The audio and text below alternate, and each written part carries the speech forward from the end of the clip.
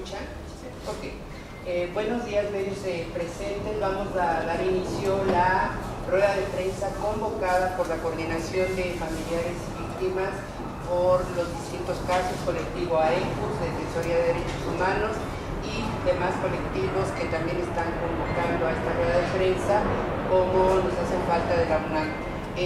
Antes de darle la palabra a las personas que van a intervenir, vamos a presentaría la mesa. De nuestra derecha a izquierda, en primer lugar se encuentra Víctor Caballero, abogado, defensor de los derechos humanos y integrante del colectivo ECOS, Defensoría de Derechos Humanos. También se encuentra Candela Bastos, del colectivo Nos Hacen Falta, de la UNAM. También está Lourdes Mejía, madre de Carlos Sinue, del caso de Carlos Sinue. También está Gabriela Díaz Valverde, hermana de Mariela Vanessa. Y se encuentra Juanita Vega, también del caso #Justicia para Juanita, y el señor Roberto Malagón, también del caso de Luis Roberto Malagón, estudiante de la universidad asesinado. Entonces damos en primer lugar y damos inicio a esta rueda de prensa, y tiene la palabra la señora Lourdes Mejía, del caso Carlos Sinue.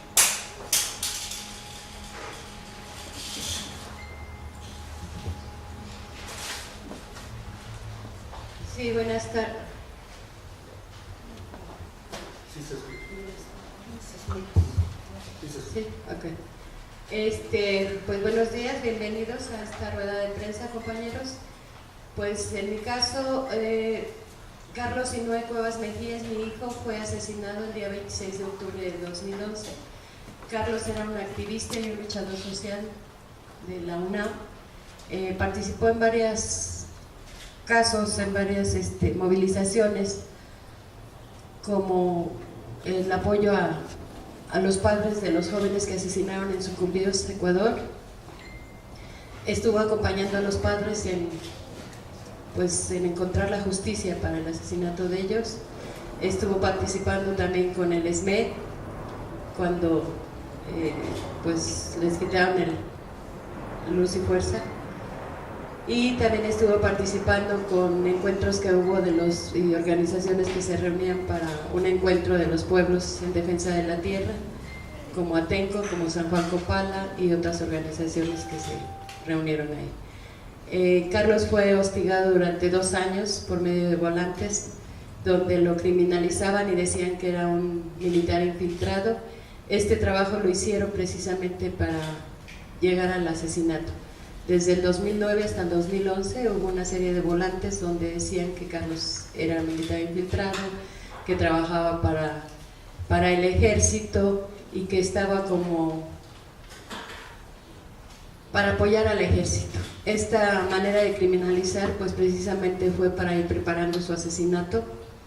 Carlos fue ejecutado extrajudicialmente por su activismo, por su lucha social.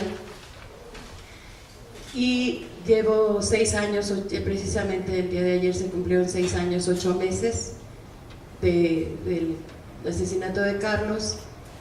No he dejado un solo día de estar en la Procuraduría, en la Fiscalía de Homicidios, y lo único que ha hecho esta Fiscalía es tapar toda la información, el no querer investigar como activista a Carlos como una ejecución extrajudicial, un crimen político, sino más bien lo que se han dedicado es a tapar toda esta información.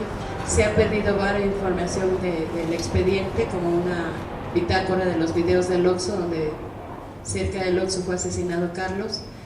Desapareció esa USB que les entregó el apoderado del Oxxo. El Ministerio Público, que en su momento estaba, se la llevó, no sé si a su casa, y hasta apenas hace 2 años se le apareció y ahora no se puede abrir esa USB con los videos del Oxxo. Es una fiscalía que ha omitido muchas investigaciones, que más bien se dedicó a criminalizar a Carlos, y hemos estado solicitando que se forme una comisión indagatoria investigadora independiente. Nos ha sido denegado porque no quieren que se aplique el protocolo de Minnesota, que en este caso es para que se pueda investigar el activismo político de Carlos, y precisamente por ese activismo político que tiene es que no quieren investigar. Tenemos que estar haciendo varios movimientos ahí jurídicos y pues se nos van siendo negados siempre. Creo que una de las formas que tiene la Procuraduría, bueno, la Fiscalía de Homicidios para investigar, es ir deteniendo toda esa información, es ir tapando para que esto no se sepa. Supongo que el temor que tienen a que esto se investigue bien y se descubra es como el gobierno, tanto federal como local, esconden toda esa información para que no se sepa cómo son asesinados los activistas, cómo son criminalizados. Y bueno, creo que es el miedo que tienen a que salga esto a la verdad. Sin embargo, pues pensamos que es importante dar a conocer estos casos para descubrir cómo es que trabaja el gobierno, cómo es que trabajan las procuradurías, cómo es que están coludidos también con las autoridades de la UNAM, porque en todos los casos las autoridades de la UNAM se niegan a entregar los videos de la comunidad estudiantil, de la comunidad universitaria, para precisamente criminalizar o tener la justificación de que son asesinados. Otra de las maneras que tiene la UNAM es decir que se cayeron, que tuvieron un accidente o que se suicidaron. Creo que en todos los casos, para mí es un foco rojo que hay dentro de la UNAM. Sabemos que hay más de 60 casos de estudiantes, también ha habido investigadores, profesores asesinados, y que la UNAM siempre dice que fue un accidente o fue violencia de la ciudad, ¿no? Creo que tenemos que ponernos las pilas para que todos estos casos sean investigados, se haga una investigación amplia a la UNAM el por qué está ocultando tanta información. Nosotros como familiares nos estamos coordinando, es ahí donde nace esta coordinación de familiares, porque creemos que es la manera en que nos podamos organizar, como podemos hacer presión para que esto realmente se investigue.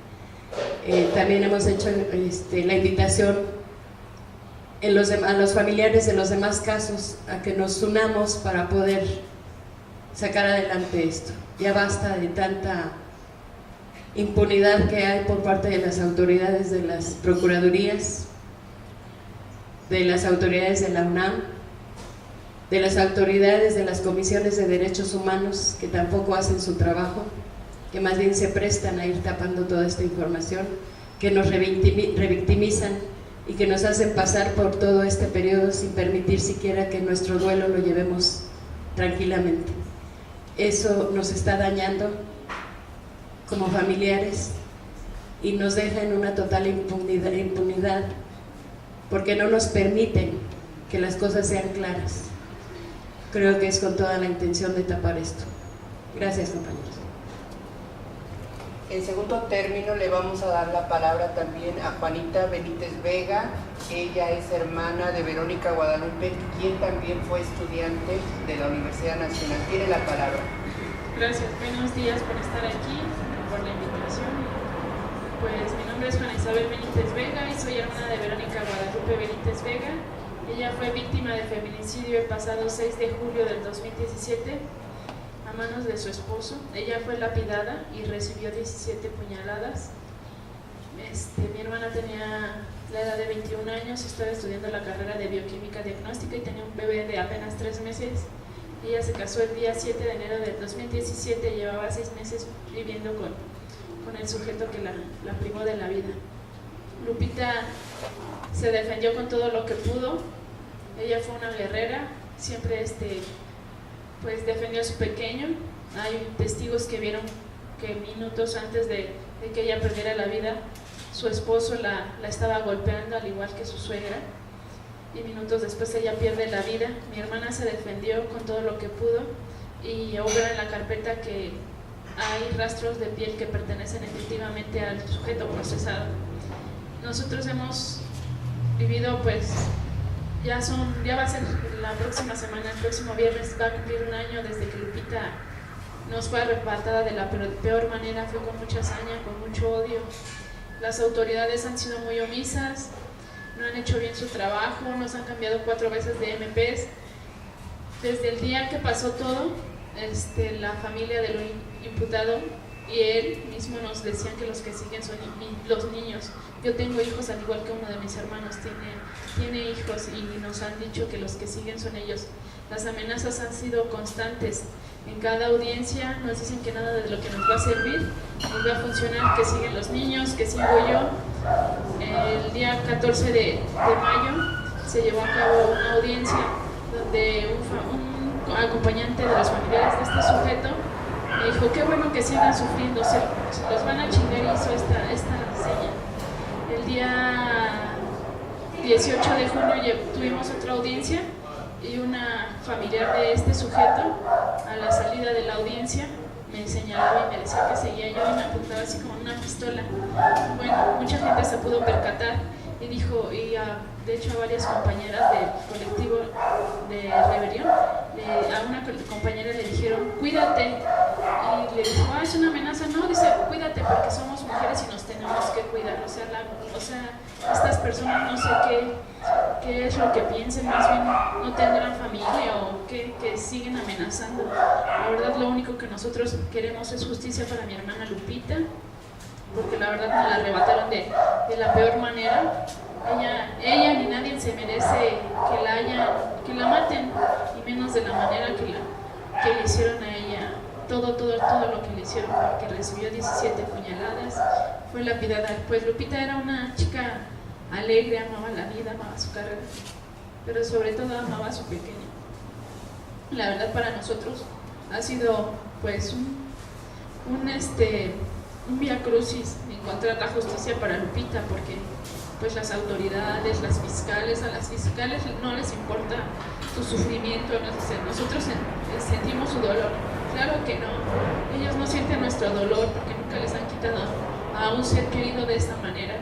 Y a mí lo que me da mucho coraje con las autoridades es que si matan a alguno de sus elementos, el mismo procurador pone: vamos a dar hasta las consecuencias y vamos a dar con los que hicieron esto. ¿Por qué no hacen eso en todos estos casos?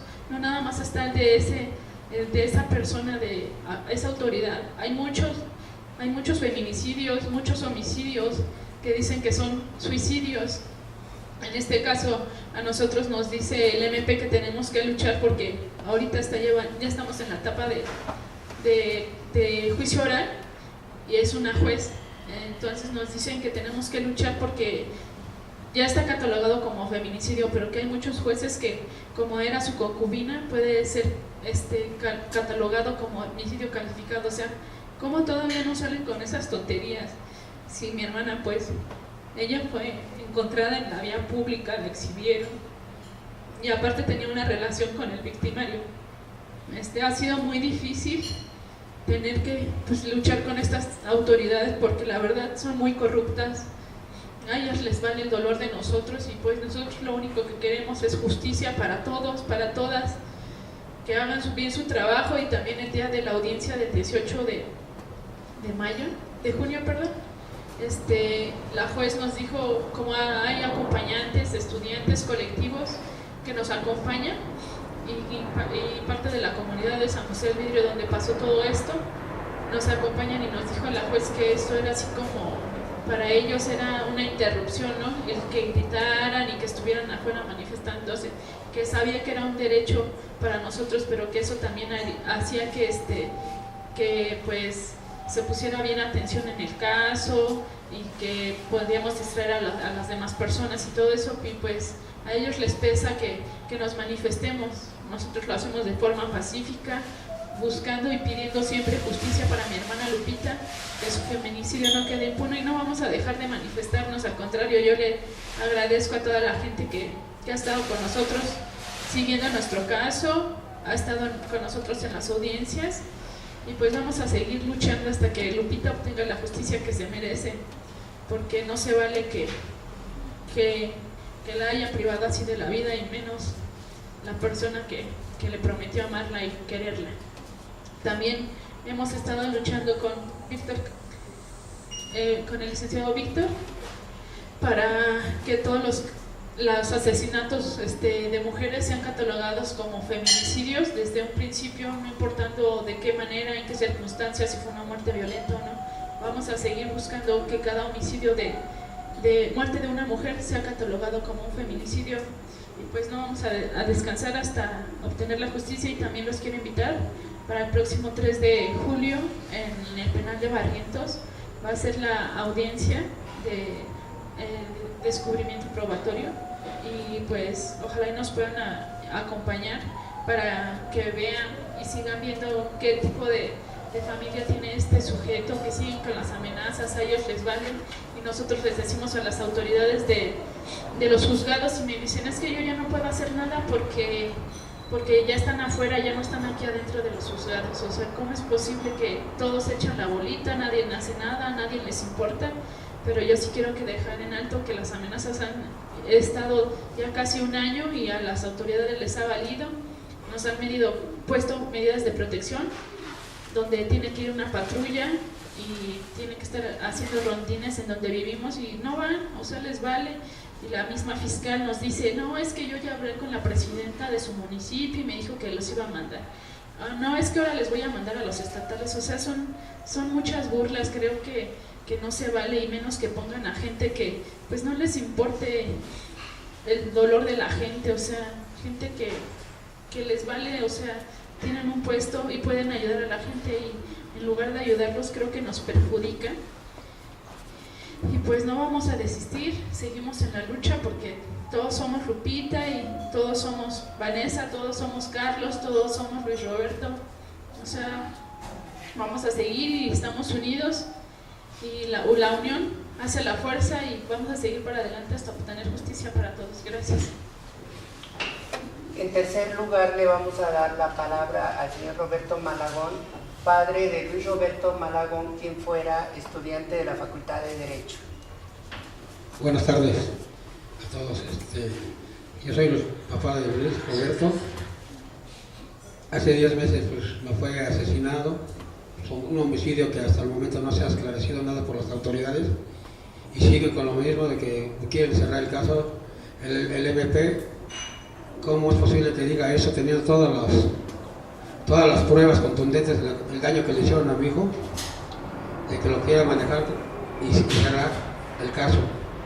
Nosotros vamos a seguir luchando para que sepamos la verdad, y estamos en espera del amparo, de que el juez haga bien su trabajo, ya que los doctores del INSS, o sea, donde él fue ingresado, ellos están en una investigación por qué ocultaron lo del edema pulmonar y cerebral, que él tenía agua. Ellos lo manifestaron como que él estaba respirando bien, o sea que él estaba bien en todo su pulmón, y diciendo que ellos tenían la prueba contundente.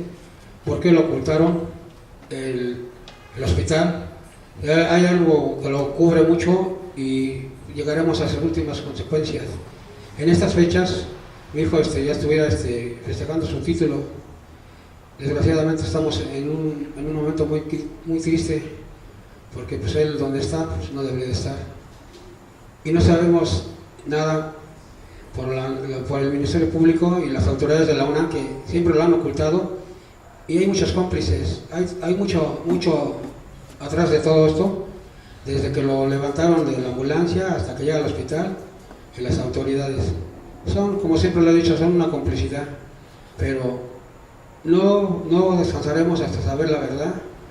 De una u otra manera trataremos de estar luchando, y como digo, muchas gracias por todos los que nos acompañan y nos van a apoyar, porque no se vale que a mi hijo lo hayan asesinado tan feo, y que el Ministerio Público diga ya no hay nada que hacer, siendo que ellos no han hecho nada por investigar. ¿Cómo es posible que no trabajen esas gentes, como yo siempre se lo he dicho, esas autoridades? Aparte de la presión que tenemos nosotros, que debemos presionar para saber qué le pasó a nuestros hijos, y como dicen los de feminicidios, tratar de sacar esas autoridades de ahí, luchar y presionar que quiten a esas personas que no sirven para nada. empezando desde las autoridades de la UNAM y del hospital, esas gentes que a mí me gustaría que los llamaran, como ahí en el amparo dice, y los van a presionar para que vayan y den la cara a esos que atendieron a mi hijo y que me decían, no tiene nada su hijo, no tiene nada, no le encontramos nada. Siento que ellos tenían la prueba de que mi hijo tenía agua en el pulmón y pudieron haber hecho cosas por él. Como les digo, desde un principio que me lo levantan fue un engaño, porque él no estaba inconsciente. Él siempre lo declara como en estado en coma, es una muerte ya, que él ya nunca despierta. Entonces, al final, como les digo, lucharemos para esclarecer su asesinato y ese Ministerio Público, hacerlo trabajar hasta el final, esas autoridades que están encubriendo, tratarlas de quitarlas de ahí y que haya un castigo. El Ministerio Público de la Comunidad Universitaria fue el que más lo ha cubrido este caso, se llama Yolanda Moisés, que como ve las pruebas de que ya no puede, que es un homicidio, lo manda a donde están los homicidios, siendo que estuvo 8 meses y desvió toda la investigación, las pruebas, en los primeros meses que se pudo haber hecho y encontrar a lo mejor en ese preciso momento al culpable. Y estas personas que están mandando a llamar, pues ahora sí que las investigan hasta el fondo y que las presente el juez, ojalá y haga su trabajo bien el juez. Muchas gracias por su atención y vuelvo a reiterar, vamos a tratar de presionar a ese Ministerio Público y sacar esas gentes que no sirven, presionarlo de nosotros y sacar esas gentes para que no vuelvan a encubrir a estas personas, cómplices y asesinos se vuelven. Muchas gracias. Por el colectivo nos hacen falta de la Universidad Nacional Autónoma de México, nos acompaña Candela Bastos. Hola, buenas tardes. Muchas gracias por estar aquí. Les comparto el comunicado del colectivo Nos Hacen Falta en torno a los 2 meses de la desaparición de nuestra compañera. Hoy, 27 de junio de 2018, se cumplen 2 meses de la desaparición de nuestra compañera Mariela Vanessa Díaz Valverde. Mismos 2 meses que como miembros de la comunidad universitaria hemos exigido a las autoridades competentes que lleven a cabo su búsqueda. Sin embargo, hasta la fecha, la Dirección General del CAPEA ha actuado con total desinterés y negligencia. A pesar del compromiso entablado por José Ramón Amieva, jefe de gobierno de la Ciudad de México, con la familia de nuestra compañera, su caso sigue paralizado y desatendido. Las autoridades siguen una línea de investigación opuesta a toda lógica y sentido común, según la cual nuestra compañera desapareció por voluntad propia. Se trata de una línea investigativa que no solo carece de toda perspectiva y consideración de género, sino que responsabiliza y criminaliza a la víctima. Hoy queremos denunciar especialmente a la Rectoría de la UNAM, casa de estudios a la que pertenece Mariela Vanessa, pues su atención a la desaparición de nuestra compañera ha consistido más en una obstrucción de las investigaciones que en un acompañamiento responsable y efectivo. El único pronunciamiento que esta entidad ha emitido difunde información falsa acerca de lo acaecido el día de la desaparición, fomentando así una cultura de la desinformación que reproduce la impunidad y obstaculiza la búsqueda de justicia. Este comunicado no fue emitido sino hasta un mes pasada la desaparición de Mariela, ni fue firmado ni apareció en los medios oficiales de la universidad. Además, la dirección de la Facultad de Filosofía y Letras encargó el caso al licenciado Jesús Juárez, quien resultó ser incompetente e inadecuado para acompañar el caso. Esto a pesar de que la misma facultad cuenta con una especialista en asuntos de género cuya asesoría y acompañamiento fue específicamente solicitada por la familia. Hoy la abogada general de la UNAM, Mónica González Contró, asegura haber acompañado la búsqueda desde el día en que se enteraron de su desaparición. No obstante, en 3 ocasiones la familia se acercó a la torre de rectoría para pedir apoyo y la respuesta de la UNAM consistió en cerrar las puertas e impedir el acceso. Cuando después de un mes la licenciada Mónica González accedió a reunirse con la familia, se comprometió a facilitar que se pusiera a su disposición la asesoría de la licenciada Socorro Damián Escobar, de la Unidad de Atención contra la Violencia de Género de la Facultad de Filosofía y Letras. El mismo día acordó sacar un nuevo comunicado desde Rectoría que fuera pertinente y responsable para impulsar la búsqueda de Mariela Vanessa. A un mes de esa reunión no ha cumplido ninguno de los compromisos entablados. Vale la pena mencionar que por presión de la organización estudiantil y de la familia, El grupo de expertas en materia de género que se creó a partir del feminicidio de nuestra compañera Lesbi Berlín Osorio Rivera en las instalaciones de Ciudad Universitaria ha tenido varias reuniones con la familia y su grupo de acompañamiento y nos ha expresado que acompañará el caso. Sin embargo, hasta este momento no se han tomado acciones públicas de su parte. Condenamos enérgicamente el desinterés y la negligencia que muestran las autoridades de la UNAM en garantizar la seguridad e integridad de su comunidad, así como las graves obstrucciones a la justicia en las que ha incurrido a partir de difundir información falsa. Exigimos que la universidad, y especialmente el rector Enrique Graue, cumpla con los compromisos acordados con la familia de Mariela Vanessa, y sobre todo cumpla de manera digna y responsable con el compromiso que tiene con la sociedad. Ya son más de 60 estudiantes desaparecidos y asesinados, y en todos los casos las autoridades universitarias parecen actuar en complicidad de los victimarios. Se ocultan y alteran pruebas y videos, criminaliza a las víctimas y familiares, se les desconoce como miembros de la comunidad y se difunden versiones que adulteran la realidad. La UNAM no puede ser más una institución comprometida con reproducir la impunidad. Le exigimos poner todos sus recursos en la búsqueda de nuestra compañera Mariela Vanessa Díaz Valverde, porque viva se la llevaron y viva la queremos. Colectivo nos hace falta. Por el colectivo AECUS, Promoción y Defensa de los Derechos Humanos, tiene la palabra el licenciado Víctor Caballero. Sí, buenos días. Voy a dar lectura al comunicado oficial en torno a la investigación del caso de Mariela Vanessa Díaz Valverde. Sí dejar muy claro que en las más de 800 hojas que integran la carpeta de investigación, el resultado es esto que voy a dar lectura y pues ya iremos también dando respuestas sobre puntualizaciones que tengan en torno a esta información.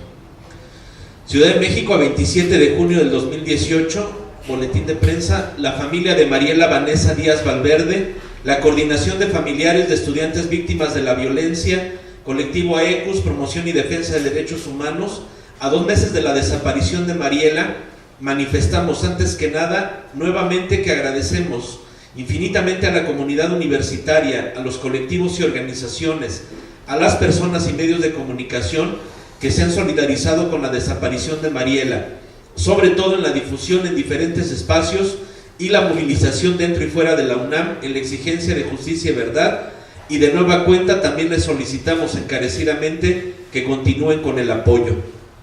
Que respecto a la investigación que las autoridades siguen del caso de Mariela, informamos que 1. Podemos afirmar que la carpeta de investigación únicamente está siendo integrada a partir de informes escritos de autoridades y o particulares a quienes se les requiere información de registros, y además con entrevistas a particulares cercanos a la víctima que no han abonado en nada a la posible localización de Mariela Vanessa. Toda la investigación se está llevando a cabo únicamente conforme a las disposiciones contenidas en el Código Nacional de Procedimientos Penales y la Ley Orgánica de la Procuraduría General de Justicia de la Ciudad de México, no así conforme a la Ley General en materia de desaparición forzada de personas, desaparición cometida por particulares y del Sistema Nacional de Búsqueda de Personas, y mucho menos con perspectiva de género. 3. La carpeta de investigación carece de algún dictamen o estudio relacionado a la política criminal que vincule el hecho a otras desapariciones de mujeres en la última zona de que se tiene conocimiento estuvo Mariela o en la Ciudad de México en general.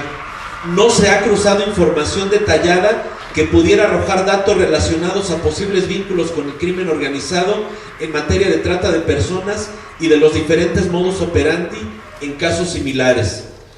4. No se han agotado líneas de investigación relacionadas con información aportada por la familia. 5. Se considera que la Procuraduría General de Justicia ha buscado criminalizar a las personas que han comparecido ante el Ministerio Público con el fin de brindar información relativa a Mariela Vanessa, ya que de otra forma no se explica la razón por la cual el Ministerio Público ha solicitado antecedentes de dichos particulares a la Dirección de Estadística y Política Criminal, lo que además de ser cuestionable, también propicia que las personas interesadas en aportar datos a cualquier investigación ya no lo hagan por el temor de ser expuestas a un escrutinio innecesario. 6. El Ministerio Público fue omiso en llevar a cabo de manera inmediata la solicitud de aseguramiento de elementos técnicos inherentes a la localización y búsqueda de personas, tales como videos de vigilancia de la Secretaría de Seguridad Pública de la Ciudad de México, ubicados cerca del domicilio de Mariela Vanessa, siendo que a la fecha existe información en la carpeta que dichos videos ya no existen, según debido a depuraciones automáticas.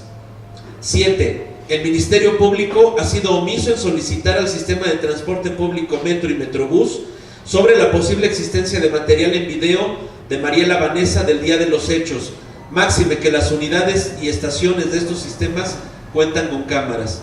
8. El Ministerio Público ha sido omiso en recabar información relacionada a la línea telefónica del número de Mariela Vanessa, sobre todo cuando la propia familia informó a su debido tiempo que incluso seguía repicando la línea al marcar el número telefónico.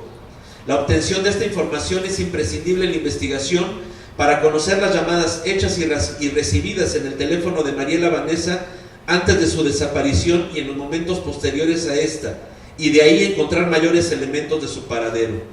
9. Que dentro de los estándares internacionales y conforme al protocolo homologado para la búsqueda de personas desaparecidas, todo lo que hasta el momento ha realizado el Ministerio Público en 2 meses de investigación se debe de realizar dentro de las primeras 24 horas de la investigación. Para este momento ya se debió de haber cerrado la búsqueda y localización en la consideración de persona extraviada o ausente, y ya se debió entrar a una investigación relacionada con la desaparición de persona o incluso desaparición forzada, y llevarla a cabo en términos de la propia Ley General en materia de desaparición forzada de personas, desaparición cometida por particulares y del Sistema Nacional de Búsqueda de Personas. De todo lo anterior, no nos resta más que continuar con la exigencia a las autoridades a que cumplan con su deber y que ya apliquen los protocolos en la búsqueda y localización de Mariela Vanessa, considerándola persona desaparecida. Estaremos informando sobre los avances del caso y nuevamente agradecemos su atención. Viva se la llevaron, viva la queremos. Familia de Mariela Vanessa Díaz Valverde, Coordinación de Familiares de Estudiantes Víctimas de la Violencia, Colectivo AECUS, Promoción y Defensa de los Derechos Humanos. Es el turno de Gabriela Díaz Valverde, hermana de Mariela Vanessa. Buenas tardes, gracias por estar aquí. Bueno, yo soy la hermana de Mariela Vanessa Díaz Valverde y bueno, ya hoy se cumplen 2 meses de que no sabemos nada de ella, de que no hay información, no hay línea de investigación. Nosotros exigimos los videos, las cámaras. Resulta que ellos vieron, bueno, es lo que nos dicen, que ellos vieron algunos videos en los que da negativo, pero y nosotros decimos, bueno, ¿por qué no nos muestran los videos? Y nada, o sea, hasta la fecha no hemos visto absolutamente ni un solo video. Seguimos exigiéndolos y nada. Entonces, pues estamos aquí para seguir exigiendo a las autoridades que cumplan con su trabajo, que no es posible que hasta la fecha no tengamos nada aún, no hay ninguna respuesta. Nadie desaparece así porque sí. Solo pues queremos algo, saber dónde está. No sabemos si está con bien. Nosotros seguimos con la esperanza de encontrarla sana y salva, pero con estos retrasos de las autoridades, cada día que pasa es más difícil. Igual como dice Lupita, nos dicen que nos comprenden, que ellos saben por lo que pasamos, pero es que realmente no es cierto. Ellos, pues, en cierta forma, desde un principio nos revictimizan y realmente eso no es ninguna comprensión. También, pues, el rastreo del celular, hasta ahora, pues, nada. Y hace poco volvimos a entregar la computadora de mi hermana para que la remitieran a la PGR, y bueno, se tiene como semana y media. Aún no nos han dado respuesta de qué es lo que han podido encontrar o no de ahí. También no ha habido respuesta del perfil psicológico para mi hermana, pero bueno, realmente esto es como para ver que si ella se pudo haber ido o no.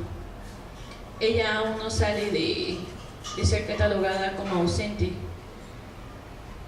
Creo que hasta la fecha, si ella se hubiese querido ir por su cuenta, alguien ya lo hubiese visto, alguien ya hubiese llamado, ella misma ya se hubiese reportado. Ha pasado bastante tiempo y aún no es considerada como persona desaparecida. No es posible que las diligencias tarden tanto, que todo el trabajo que se tiene que hacer lo demoren demasiado. Nunca fueron a pedir cámaras de particulares en su debido momento hasta que nosotros lo solicitamos.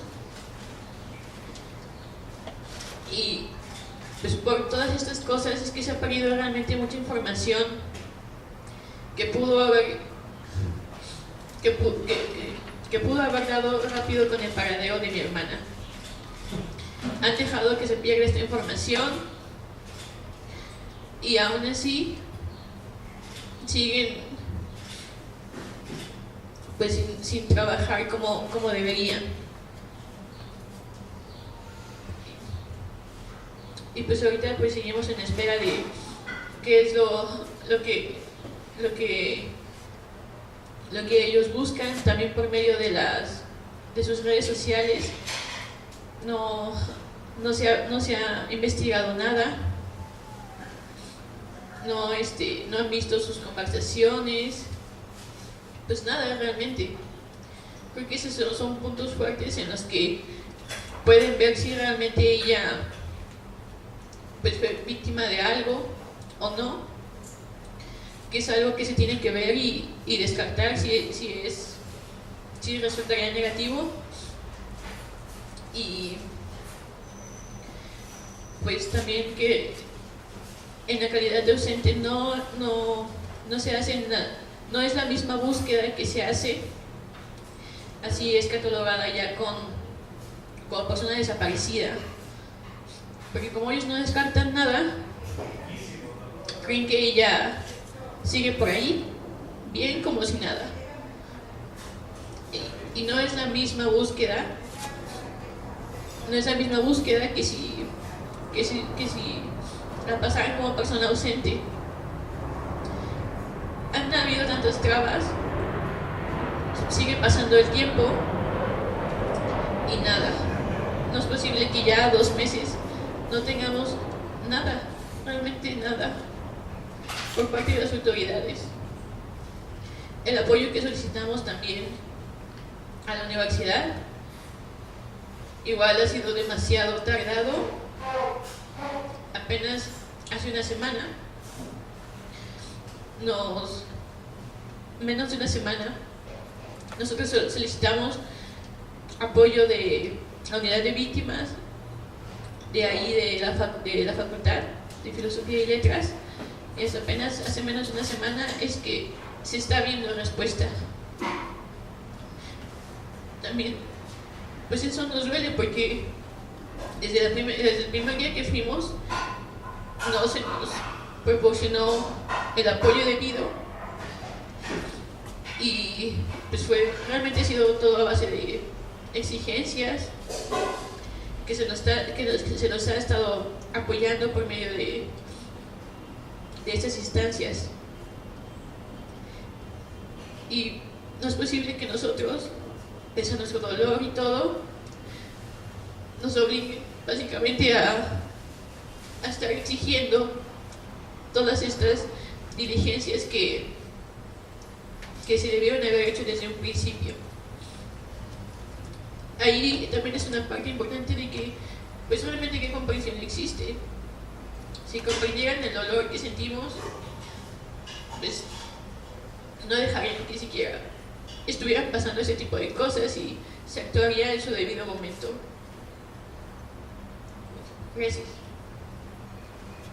Es el turno de ustedes y si quieren hacer una pregunta, ahí en primer término desde tu lugar, o si quieres con toda confianza pasar acá, como prefieras. Solo preguntarles el caso de Mariela, ¿qué les dicen las autoridades? ¿Qué indicio tienen para decir que ella se pudo haber ido de manera voluntaria? Ustedes también, ¿qué saben? ¿A qué salió de ella? ¿Qué pudo haber pasado? ¿Tienen alguna idea? ¿Ella de alguna forma sus celulares se comunicaron con ustedes o amigos les han dicho algo? Pues por parte de sus amigos, ellos no saben nada, ella nunca comentó pues, acerca de que se hubiese querido ir.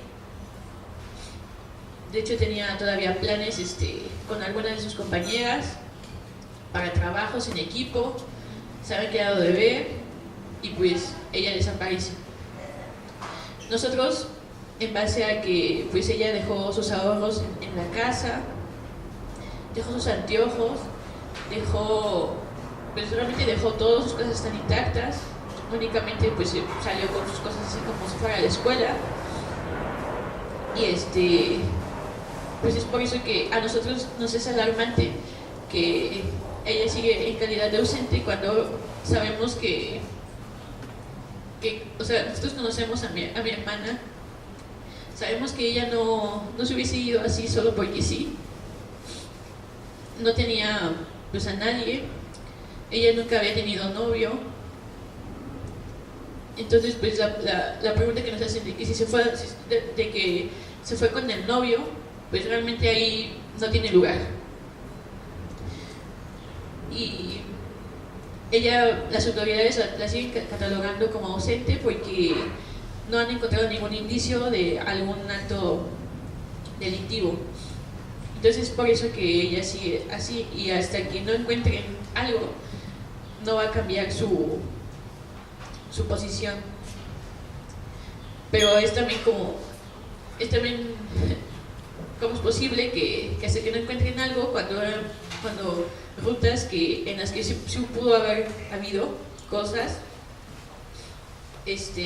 ya están perdidas, como los videos que nos dicen que vieron algunos videos y no vieron nada. Nosotros pedimos verlos y pues no, o sea, nada. Y las cámaras de C2, ya por el tiempo que se perdió también, su informe es que pues ya se perdieron. Entonces por eso que no cambia este estatus en la desaparición de mi hermana, porque pues no hay ninguna prueba, ninguna evidencia que indique que fue que tiene alguna vinculación con algún delito. ¿Alguien más? Si nos dicen el medio, por favor. Hola, buenas tardes. Soy Mercedes Martínez, el mediosmateriales.com, es un medio independiente.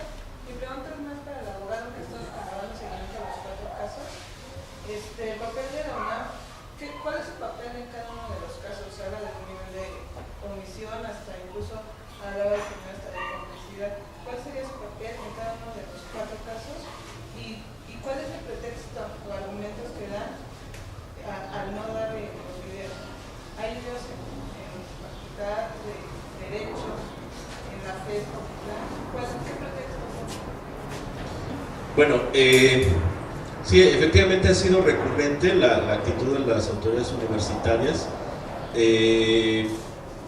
con peculiaridades, digamos, en cada caso, ¿no? En el caso, por ejemplo, de Juanita, sí emiten un comunicado, pero nada más la dirección de la FES Cuautitlán. No llega a la rectoría, pues, la exigencia de que se cumplan estas con los protocolos de investigación, sobre todo en materia de feminicidio. Cuando hay vamos, es que aquí lo irónico es de que la UNAM tiene un centro de estudios de género, ¿no? Bueno, en el caso de Carlos Sinué, ahí la situación es de que de parte de Auxilio UNAM, meses antes, años, incluso antes de su asesinato, él tuvo una persecución por elementos de Auxilio UNAM.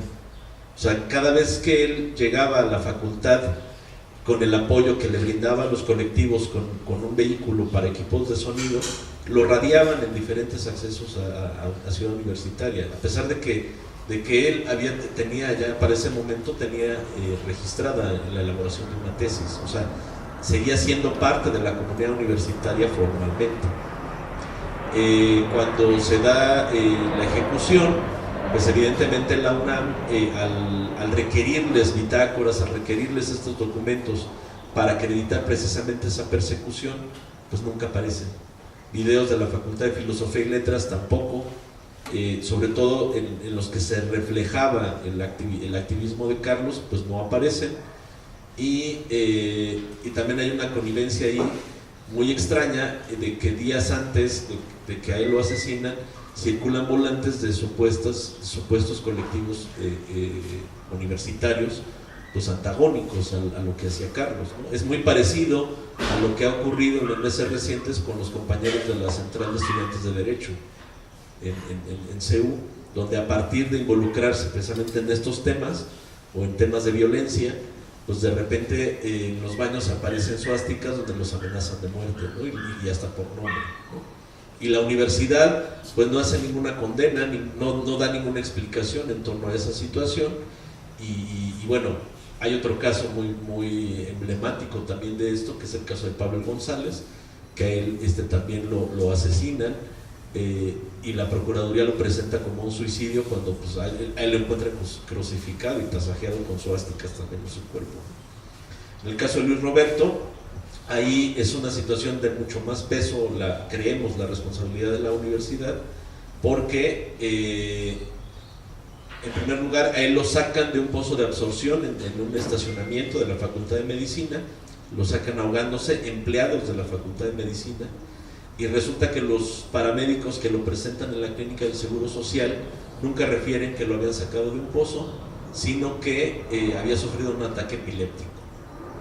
Entonces el tratamiento que le dan en el Seguro Social, además hay negligencia en parte del Seguro Social, pero bueno, el tratamiento que le dan es por un problema neurológico y nunca le hacen ningún tipo de tratamiento para sacarle el agua que tenía en los pulmones y en la cabeza. Entonces cuando los papás de Luis Roberto van a la facultad para pedir alguna información en relación al caso, pues ya la comunidad ya estaba por anticipada, ahora sí que ya le habían advertido que no se involucraran, que porque Luis Roberto andaba tomando y andaba en la fiesta, porque esto ocurre un viernes en la noche. En todas las constancias de esa investigación no hay de los reportes toxicológicos y de alcoholemia, él presenta cero. Los únicos rastros de medicamentos que le encuentran son los que le están suministrando el Seguro Social en ese momento.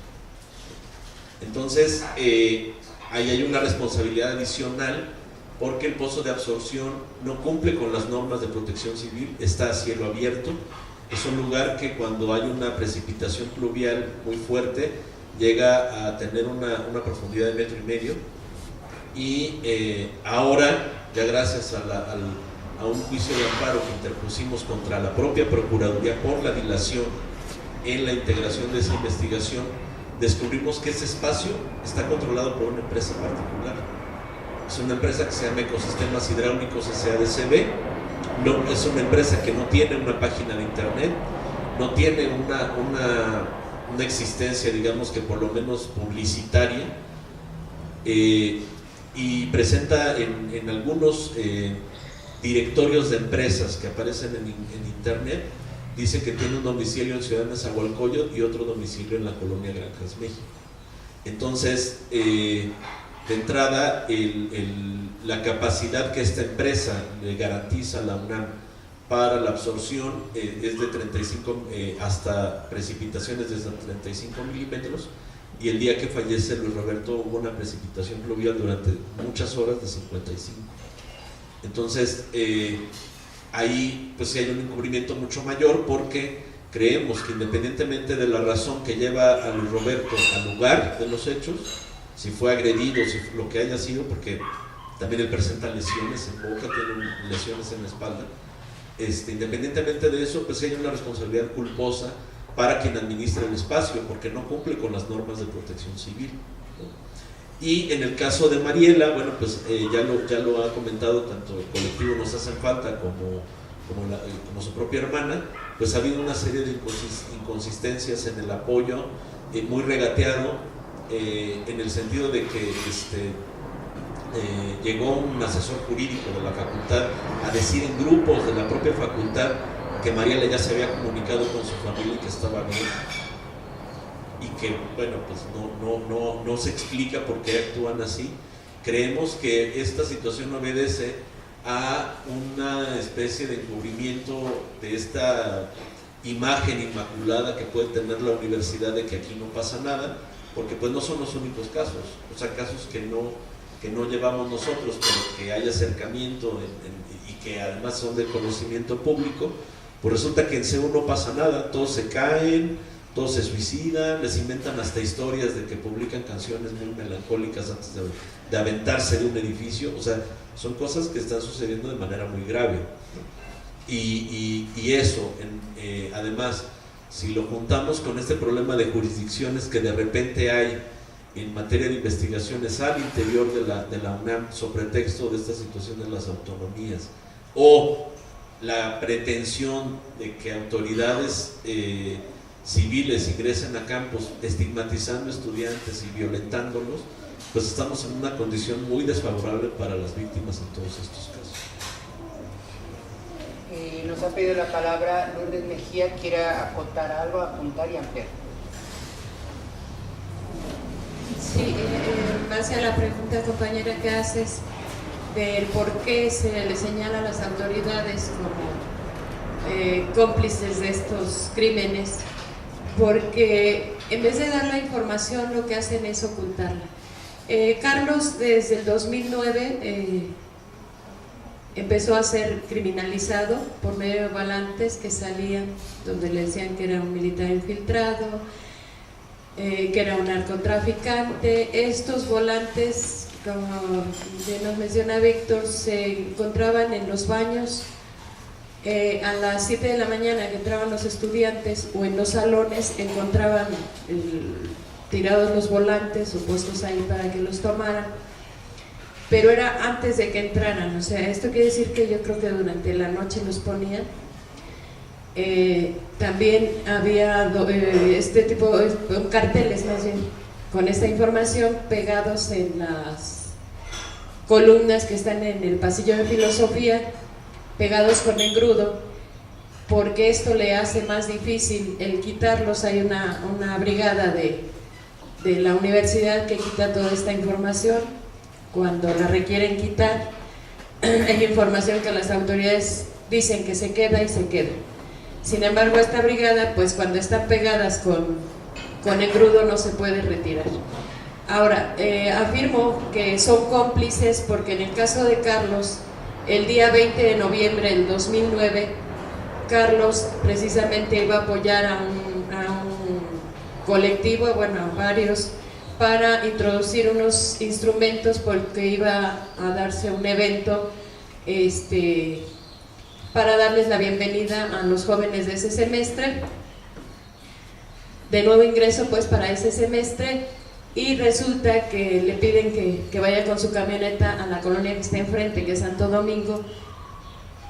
Va por ellos, por estos instrumentos y con los jóvenes, y no les permiten entrar ni por Avenida Insurgentes, que le llaman el Jardín del Edén, no le permiten entrar por la gasolinera o el búnker, como le llaman, y tampoco le permite Auxilio UNAM entrar. O sea, en estos casos siempre fue Auxilio UNAM, no le permiten entrar por Cerro del Agua.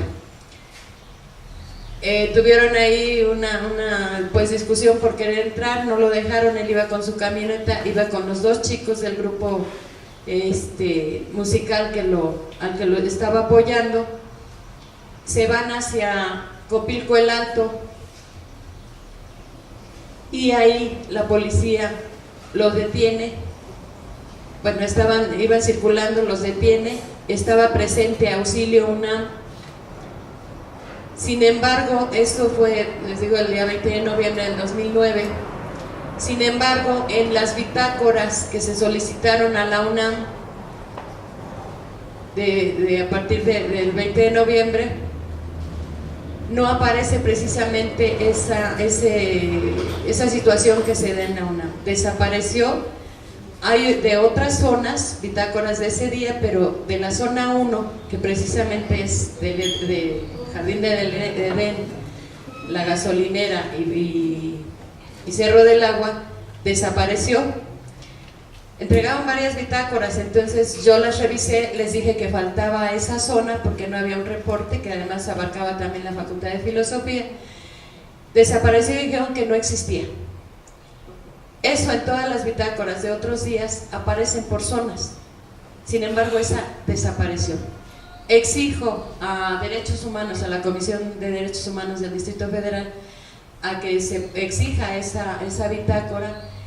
Se hace una reunión en Derechos Humanos, se le dice que tiene que entregarla, y entonces se hace una cita o visita ministerial, o sea, el Ministerio Público va para revisar las bitácoras y que estuvieran.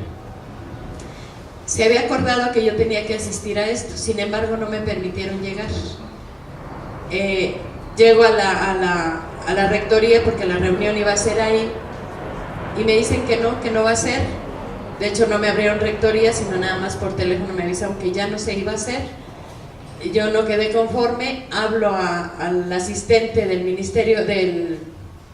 fiscal de homicidios, que ahora está como subprocurador, es el licenciado Marcos Enrique Peña, y resulta que me dice, sí están allá, háblele al comandante, al policía de los policías de investigación. Le hablo al comandante Benítez y me dice, estamos aquí en el jurídico, precisamente están revisando eso. Me traslado inmediatamente de rectoría al jurídico, que es ahí por Universo, y efectivamente llego y en eso ya estaban saliendo, o sea, no me permitieron estar en esta reunión. Desapareció la bitácora y ya después la visita ministerial arroja que no existe esa bitácora, que eso no había pasado. Posteriormente insisto en que se le cite a todos los trabajadores de Auxilio UNAM del turno vespertino de ese día, se les cita y todos los que están en activo dijeron que no sabían que hubiera pasado algo así, que ellos no estaban enterados. En esa lista había otro trabajador que está ya jubilado. Para cuando se fueron las citas para de los trabajadores, él ya estaba jubilado y es el único que se atreve a decir, quizá porque ya está jubilado, ya no teme que lo corran o ya no lo aleccionaron.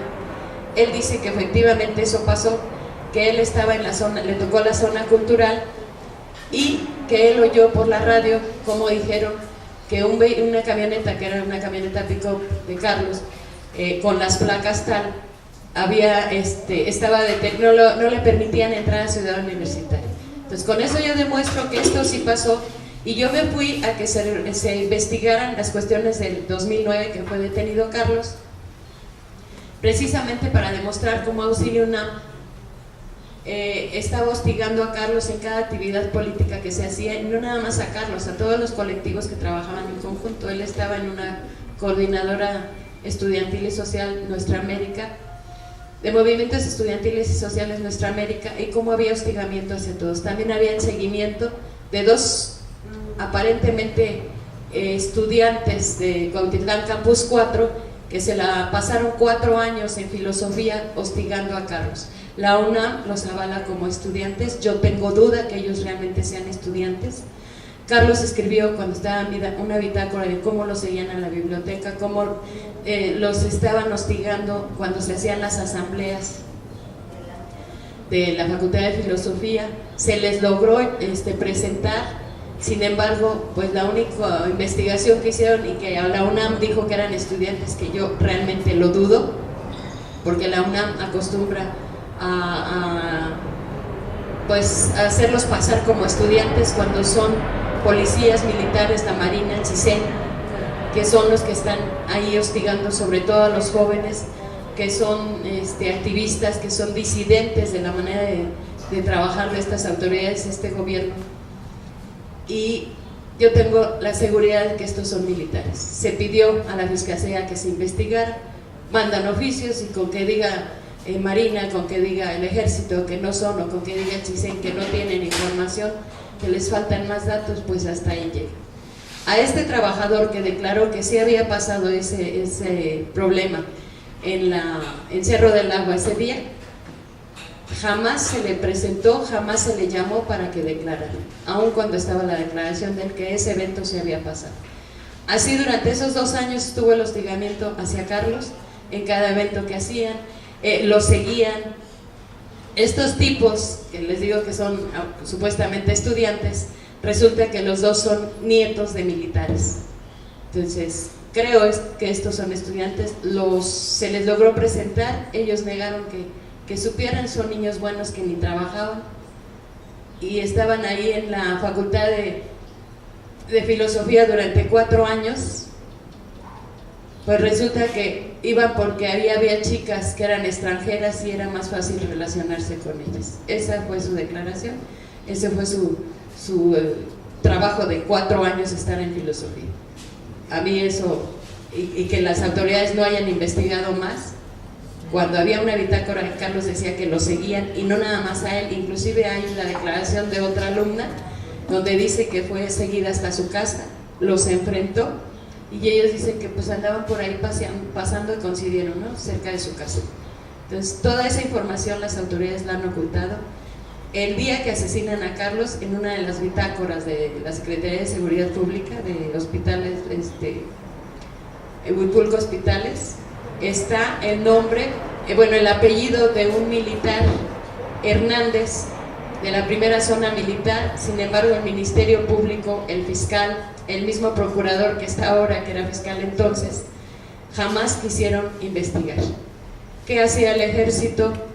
Preguntando, según el ministerio me dice que la señorita de la radio, que fue la que escribió la bitácora, dice que normalmente cuando hay un homicidio, los militares hablan para saber qué pasó.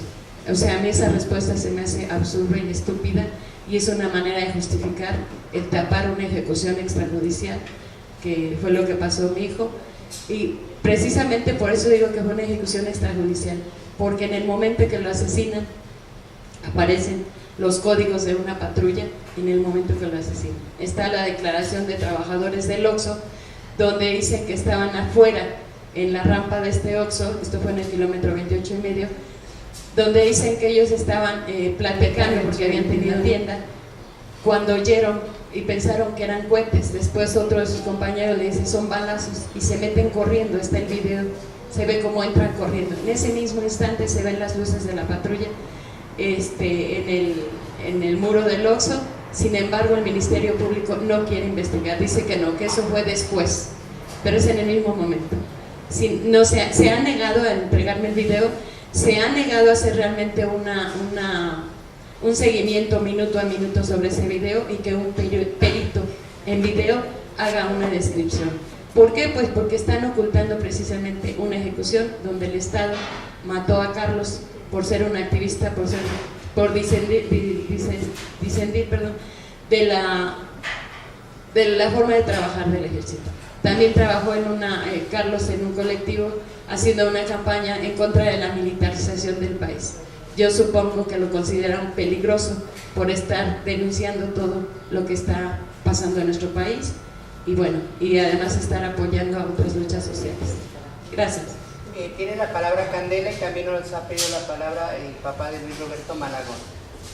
Bueno, solo quisiera hacer una participación en torno a la pregunta que haces, porque es muy importante, y sobre todo pues reiteran lo que dice Víctor y lo que dice Lourdes. Nosotros desde Nos Hacen Falta, como grupo de la comunidad universitaria, preocupados, vigilantes de la violencia hacia nuestra comunidad y dentro de nuestras instalaciones, pues acompañamos varias familias, las que están aquí presentes y algunas más, y además estamos muy al tanto en medios, comunicados de la propia universidad, estamos muy al tanto de sus respuestas frente a estos casos y realmente se puede afirmar que la actitud y la lógica de la universidad es alejarse de toda responsabilidad. Si eso implica obstruir los casos, no hay ninguna miramiento al respecto, ¿no? Creo que es muy importante el momento en el que el papá y la mamá de Luis Roberto se reúnen con el director de la Facultad de Derecho y les intenta convencer de que dejen de investigar, les muestra informes médicos falsos sobre la supuesta salud deteriorada de su hijo y que eso ocasionó su muerte, ¿no?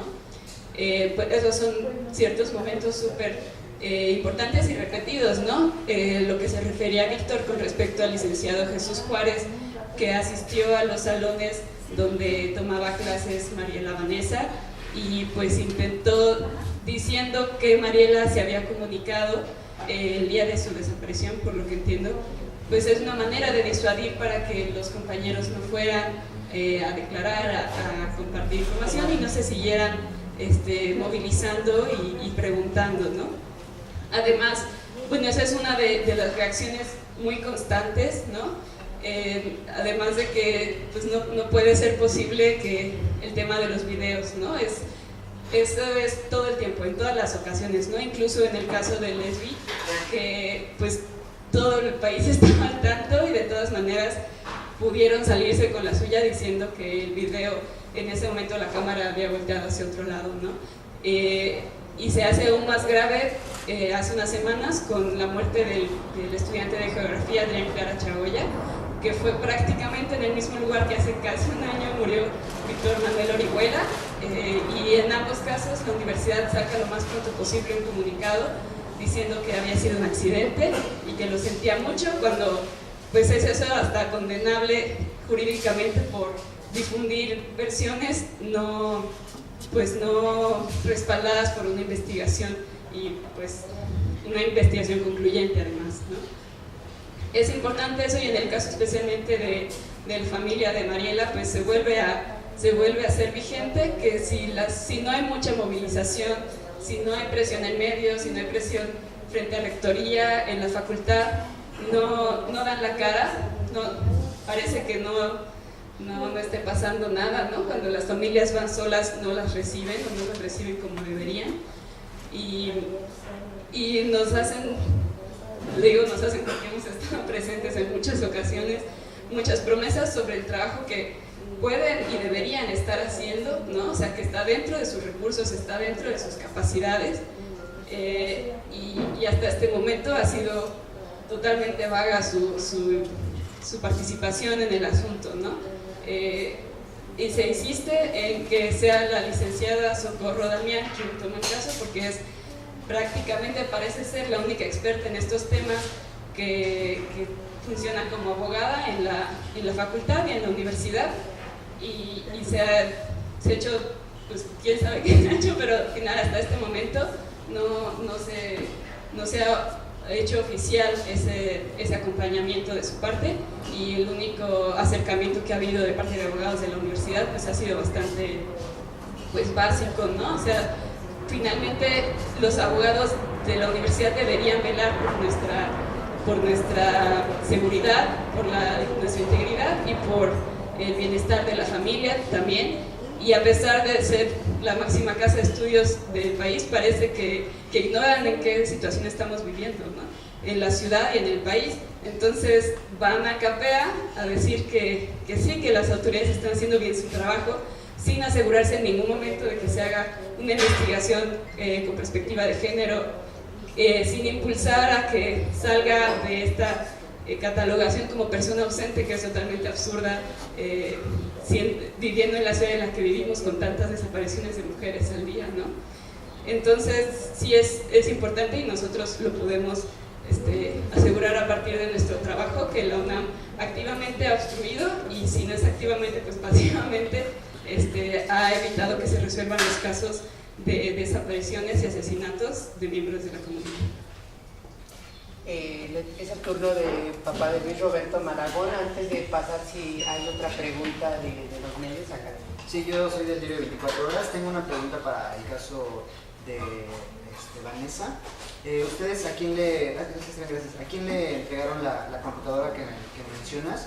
Y si tuvieron la oportunidad de crear un respaldo de tal vez la información que pudiera existir en esa computadora, y también quien gusta responderme cuáles los medios que ustedes ocupan para, digámoslo así, hacer promoción de que más gente pueda enterarse de todos estos casos, tal vez por redes sociales. ¿Cuál es esa organización que tienen ustedes? Gracias. Pero antes nos había pedido la palabra. Sí. Bueno, sí, respecto a la pregunta que me hizo, ¿por qué hablo de complicidad en las autoridades de la UNAM? Mire, brevemente se lo voy a contar. Nosotros, el día que le pasó a su amigo el homicidio, que fue el 18 de agosto del 17, nosotros estábamos en su pobre casa y nos hacen una llamada. Yo cuando llegué a trabajar no lo encontré porque mi esposa pensaba que estaba conmigo, porque él trabajaba un ratito cuando salía de la escuela, pasaba a trabajar en el trabajo. Y ese día llovió mucho, entonces mi esposa ella estaba ya dormida y yo llegué y no estaba donde él estaba, porque yo pensé que como llovió mucho se había ido a su pobre a mi casa.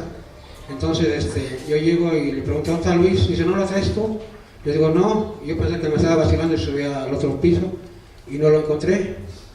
Entonces ya vi, y fue cuando, yo fue muy noche, entonces recibí una llamada de una parienta y dice que a Luis lo estaban nombrando en las redes, que estaba en el hospital, en la clínica 8, y le pregunta si era broma, y dice mi esposa, no, aquí no está. Y ahí fue cuando empezamos esa pesadilla, que fue una realidad que nunca vamos a despertar de esa.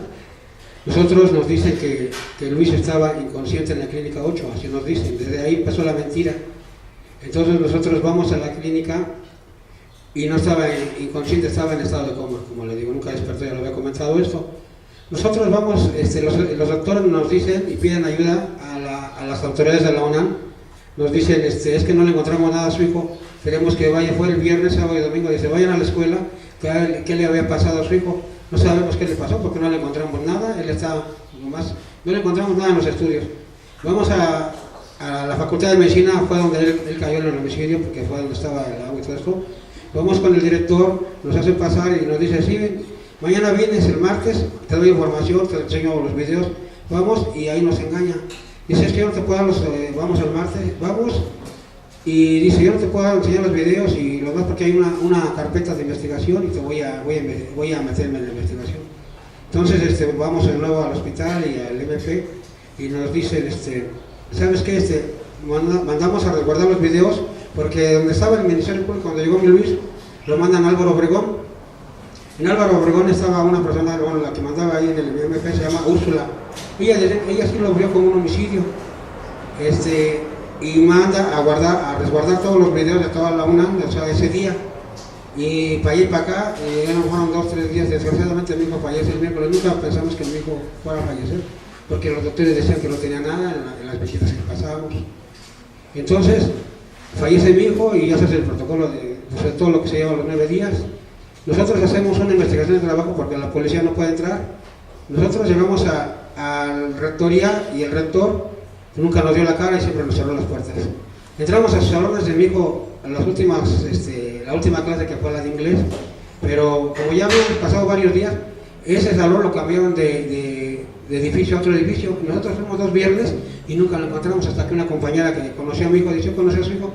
No sabía que había fallecido tampoco, no ignoraba eso. Y dice, discúlpeme, pero si era un buen estudiante y fue en un semestre conmigo, pero dice, este salón ya no, lo vi en el celular, dice, están acá en el otro edificio, y sí lo encontramos por 3 viernes, y dice la maestra, cuando fuimos la de inglés, dice, sí, es que nos cambiaron para acá, no sabemos por qué, creo que fue desde que le pasó a lo de su hijo, dice, nos mandaron de este salón, y dice, nosotros vamos con la maestra de inglés, pero primero entramos a un salón del otro edificio, una maestra nos dice, que yo conocí a su hijo, pero no va en ese semestre, nos equivocamos de salón, porque no sabemos cuál era. Dice, su hijo era un buen estudiante, pero dice, no le vaya a decir a nadie porque el rector nos mandó a callar esta noticia. El mismo rector en esos días ya sabía él y nunca nos mandó a llamar ni por qué le pasó a su hijo, y fue lo que nos dijo la maestra, pero no le digan que yo les dije. Entonces ya fuimos al otro salón de inglés, yo les digo, y esta maestra dice, sí, es su hijo, Luis Roberto Malagón, dice, ella se hace como que ese día no fue, dice, el día 18 no, pues él no vino, y habían 2 amigos de él uno no recuerdo su nombre y el otro se llama Sergio, el que van a tratar de investigar, que fue el último amigo que habló con él. Dice, pero este día no fue esta persona. Dice, aquí está otro amigo, y ya le habla y dice, mira, esos son papás de Roberto. Ah, sí, ese día sí vino, dice, estuvo con Sergio. Dice, pero Sergio no está, y nos da su teléfono. Pero su mismo, el que se presentó, dice, sí, maestra, ese día sí vino, y la maestra según lo negaba que él no había ido. Mi esposa dice, mi hijo nunca faltaba a ninguna clase, y estuviera enfermo, él estaba en sus clases. Y dice la maestra, y ya que ve y que le dice el compañero, sí, él sí vino, entonces como que se empezaba a dudar también de esa maestra. Entonces el compañero de Sergio, tuvimos varias comunicaciones por teléfono. Una vez que estábamos en el Ministerio Público, le dice, que nunca lo vimos personalmente, lo vimos en un video, y le decimos, es que te mandan aquí a llamar, y dice, yo le apoyo en todo lo que usted me diga, si el Ministerio Público, y cuando de verdad lo mandaron a llamar no quiso ir, hasta el momento no se ha presentado. Bueno, volviendo a la complejidad de la universidad, el rector le dijo, entonces nosotros tuvimos contacto con el profesor Gerardo Oroño. Este profesor es asuntos jurídicos, fue el que nos estuvo tratando o manejando su manera de que mi hijo se había suicidado. Fueron los 2 primeros 3 semanas. Vengan tal día, ya les tengo información del MP. Al final de cuentas siempre nos quiso manejar como un suicidio, siendo que el Ministerio Público, le digo, de aquí del Álvaro Obregón, ellos ya sabían que a mi hijo le habían dado golpes porque ya tenía la carpeta, ya había tenido todo lo que se había comentado, el agua en el pulmón y todo esto.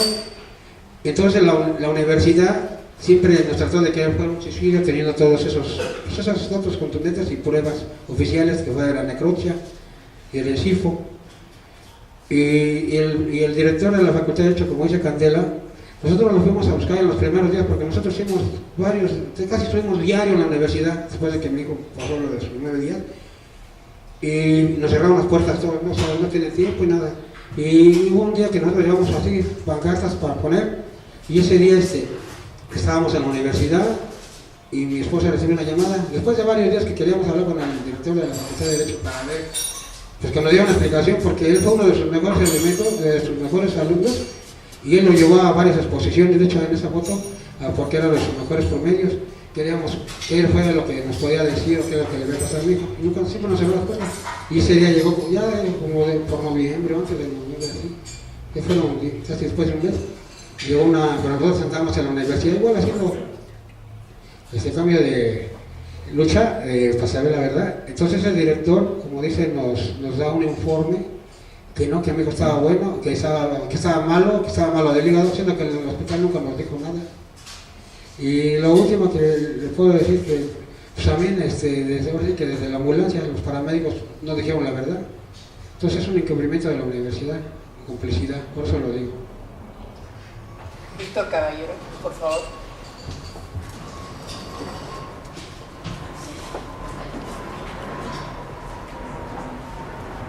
Sí. A ver, en esta parte del equipo de cómputo, antes que nada sí decir que han presumido mucho los gobiernos del famoso sistema penal acusatorio, está viciado de origen, lo rebasan las circunstancias en mucho. El término cadena de custodia tiene un sentido jurídico muy fuerte, porque se supone que es el mecanismo con el cual se protegen y se preservan las pruebas. Pero no es tanto en el sentido de que haya una determinación para eso, sino que precisamente quien recoge una prueba pues la va trasladando de mano en mano hasta que llega al punto al que tiene que llegar para que sea verificable, ¿no? Pero aquí ante una policía incapaz, inepta en muchos casos, ministerios públicos no preparados para asumir una carga procesal nueva, o sea, todos nosotros estudiamos cuando el sistema era muy diferente y en las escuelas no hubo una preparación adecuada para entrar a este nuevo sistema penal, pues deja mucho que desear ya en la operación práctica lo que sucede con esto, ¿no? La cadena de custodia para el sistema jurídico mexicano son oficios, nada más, donde un policía asume que él tiene la prueba y que él es el que la va a llevar a distintas áreas para que hagan las pruebas conducentes. Y en este país la policía entre menos problemas tenga mejor, en el aspecto burocrático. Entonces les preocupa mucho el que tengan que estar firmando estos documentos por si algo puede pasar si se pierde una prueba, ¿no? Entonces, entre más pronto terminen con las cadenas de custodia, pues para ellos es mejor. Entonces, ¿qué es lo que pasa en el caso concreto de Mariela? Que la familia entrega el equipo de cómputo para que hagan una revisión sobre los archivos y sobre todas estas cuestiones en las que pudiera haber algún indicio. Los policías que tienen la cadena de custodia la llevan a la unidad de la policía cibernética, de la policía de investigación, y esta unidad lo único que hace es hacer una descripción técnica de cómo es el equipo, o sea, que marca cuánta es su capacidad y demás, lo encienden, hacen algunas verificaciones en el historial de internet y concluyen que no pueden ir más allá porque carecen de las contraseñas para entrar en algunas situaciones. Y pues en la primera oportunidad que ven a la familia ahí en el CAPEA se la entregan para que ya la cadena de custodia se rompa, ¿no?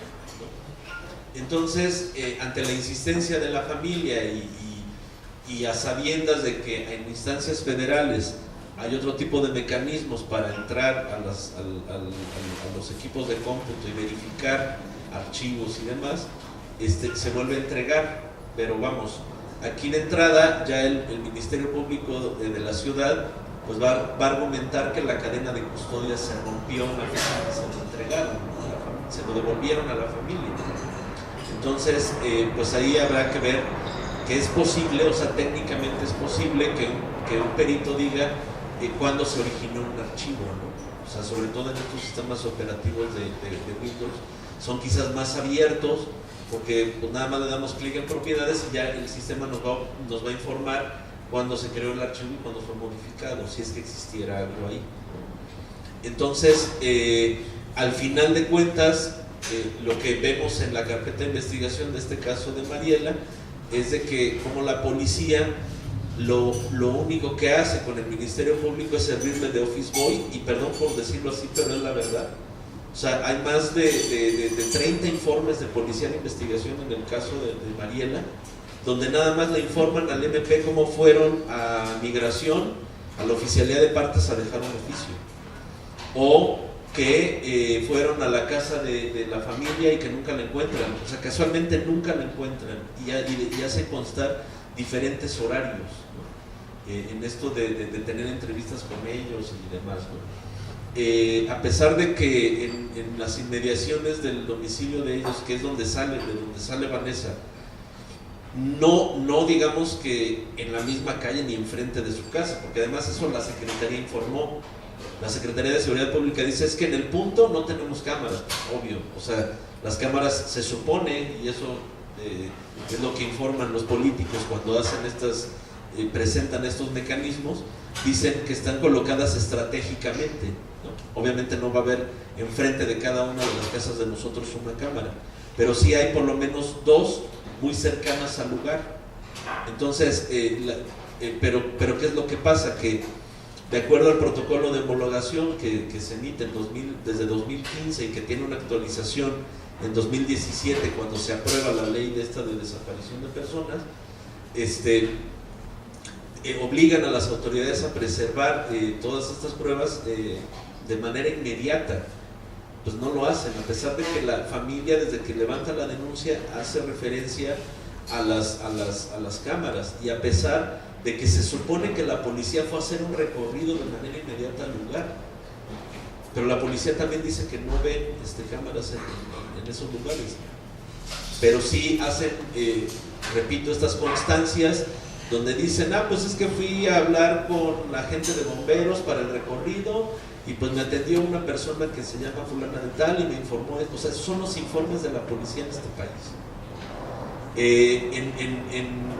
Como lo comentamos en el comunicado, para hacer una precisión más clara, en los oficios que el Ministerio Público de CAPEA le solicita a las fiscalías, por ejemplo, de homicidios y de trata, algún elemento sobre el caso de Mariela, lo único que les preguntan es si tienen registro, alguna carpeta de investigación o acusación con el nombre de Mariela.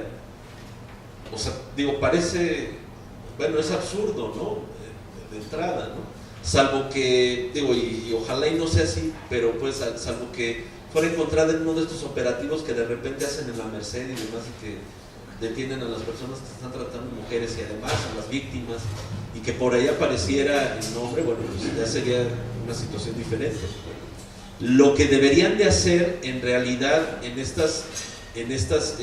una situación de esta naturaleza es cruzar la información por los modus operandi, por zona o a nivel Ciudad de México, o incluso a nivel de los municipios circunvecinos, o incluso hasta a nivel nacional.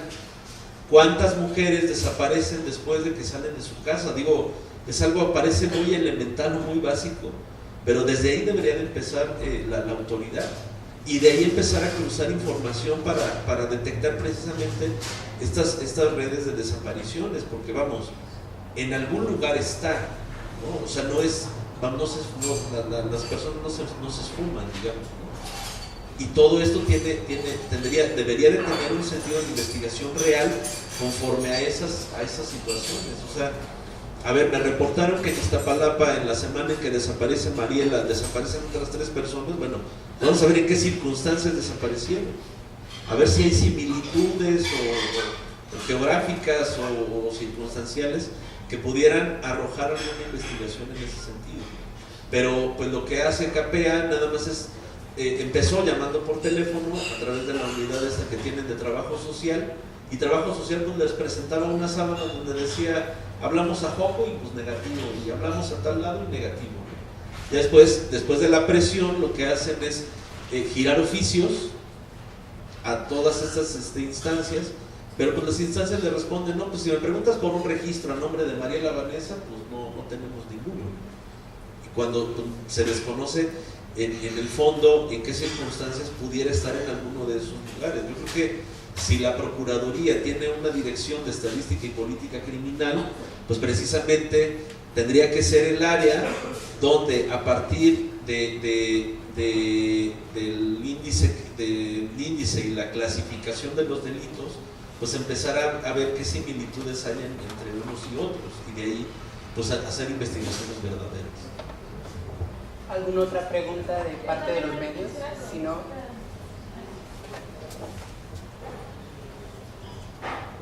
bueno, hiciste una pregunta y nos dijiste en qué nos estamos basando, al medio y todo eso. Pues hemos tenido la necesidad de recurrir a los meetings, a todos los medios sociales, a todas las redes sociales, a compartir con nuestros amigos, nuestros compañeros, para que esto tenga mayor difusión.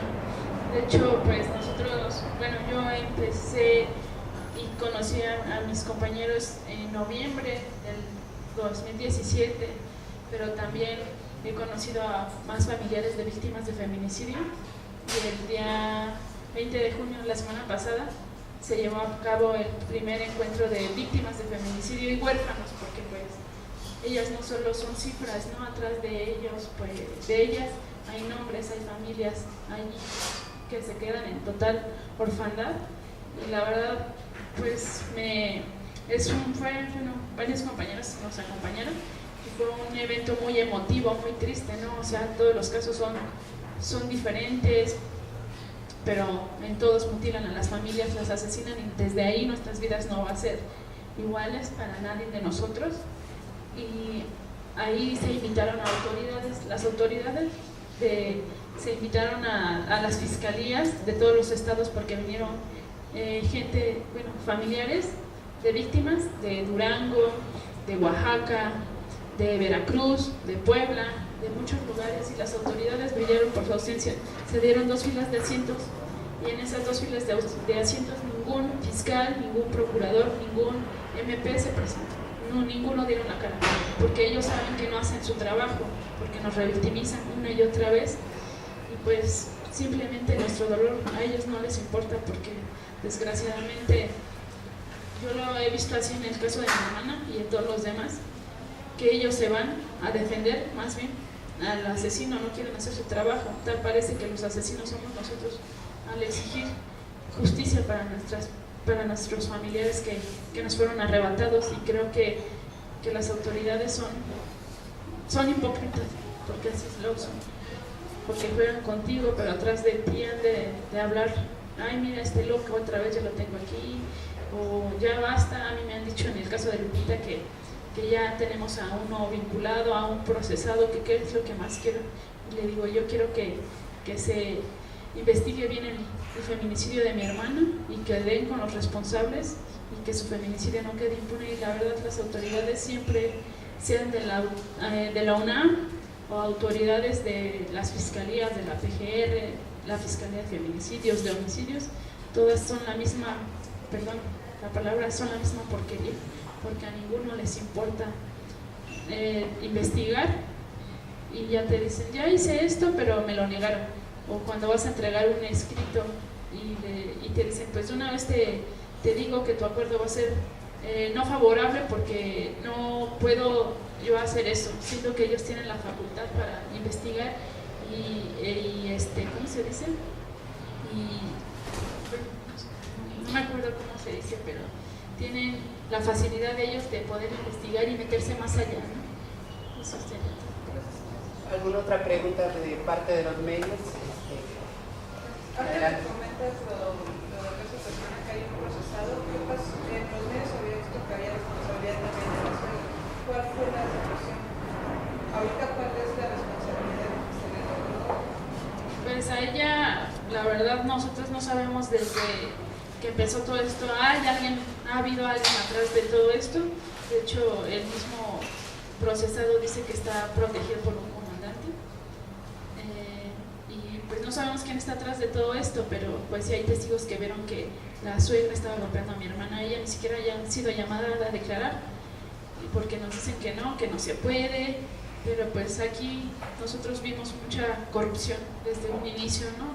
Desgraciadamente nosotros pues no hicimos nada por estar viviendo nuestro dolor, ver bien a mi hermana tirada, y pues ella no se ha presentado a declarar ni nada, pero ahorita ya la defensa de este tipo ya la puso como una de sus testigos a favor de él, ¿no? A sus padres, diciendo que pues nosotros cuando pedíamos que fuera llamada a declarar, que se le preguntara, porque estaba antes ella que yo, bueno, que cuando yo llegué que ella era la principal que estaba ahí, porque no sabemos qué, pero la verdad yo me he dado cuenta que para llegar a la justicia aquí en México tienes que tener dinero o contactos, porque si no, tu situación, tu caso no avanza, se queda pues sin justicia tu familiar.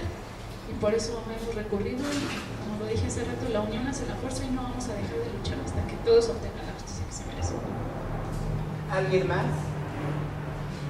O parte de la mesa. Si no, damos por terminado esta rueda de prensa. Candela, por favor. Bueno, solo en atención a lo que pedía el compañero, pues en redes sociales nosotros estamos en Facebook como Nos Hacen Falta, también en Twitter, y nuestro correo es nhfalta@gmail.com. Ahí pues tanto estamos intentando mover la información como recibir información. No siempre es fácil enterarse de los casos, de las situaciones de las familias que necesitan acompañamiento, entonces pues siempre estamos al pendiente por ahí. Facebook es por lo general el medio que más se mueve, y bueno, en el caso específicamente de Mariela, está la página de Facebook donde está Mariela Vanessa, que es donde se mueve la información precisamente de este caso. Y bueno, también el colectivo AECOS tiene su página de internet, que también comparte mucha información importante al respecto, y la de Juanita, Justicia para Lupita, ¿no? Damos por terminada esta rueda de prensa. Les recordamos que hay una convocatoria de parte de los familiares de Guadalupe de Lupita Benítez Vega para que se les acompañe el 3 de julio afuera de los tribunales de los juzgados del Penal Barrientos. Y también les recordamos que hay un boletín de prensa. Si alguien no lo tiene, les rogamos que no se vayan para poder proporcionárselos. Gracias.